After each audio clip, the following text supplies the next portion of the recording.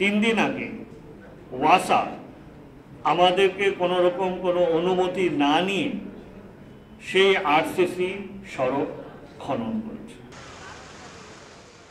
2020 সালে ওয়াসার কাছ থেকে ঢাকার খালগুলো দুই সিটি কর্পোরেশন বুঝে নেওয়ার পর 4 বছর পার হলেও রাজধানীর জলাবদ্ধতার তেমন কোনো উন্নতি হয়নি। অল্প বৃষ্টিতেই তলিয়ে যাচ্ছে রাজধানীর বিভিন্ন এলাকা।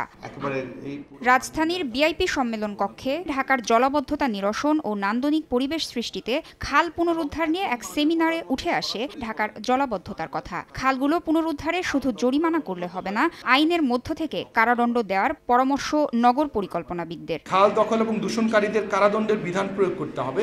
এই কারাদণ্ডের বিধানটা এই কারণে গুরুত্বপূর্ণ, শুধুমাত্র উচ্ছেদ না, যারা এতদিন ধরে অবৈধভাবে দখল করেছে তাদের যদি কারাদণ্ড না দেওয়া যায়, নামকা ওয়াস্তে 2 লাখ 5 লাখ টাকা জরিমানা, তাদের কোনো কিছু যায় আসে না।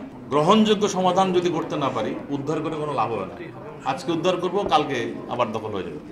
অর্ধেক পাউডারে দ্বিগুণ উজ্জ্বলতা, নতুন রিন অ্যাডভান্সড অর্ধেক পাউডারে দ্বিগুণ উজ্জ্বলতা।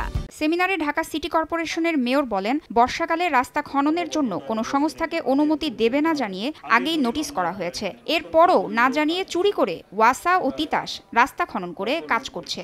ঢাকাবাসীর অর্থ দিয়ে আরসিসি সড়ক করেছে, আগামী 50 বছর জন্য সেখানে রাস্তায় হাত দিতে না হয়। 3 দিন আগে ওয়াসা আমাদেরকে কোনো রকম কোনো অনুমতি না নিয়ে সেই আরসিসি সড়ক খনন করেছে। বিনা অনুমতিতে তিতাসের কর্তৃপক্ষ তারা সেই সড়ক, কয়েকটি সড়ক তারা খনন করে। দখলমুক্ত হওয়া আদি বুড়িগঙ্গা চ্যানেল আর কেউ দখল করতে পারবে না বলেও জানান মেয়র। তাসনিয়া নিশাত, মিম, সময় সংবাদ, ঢাকা।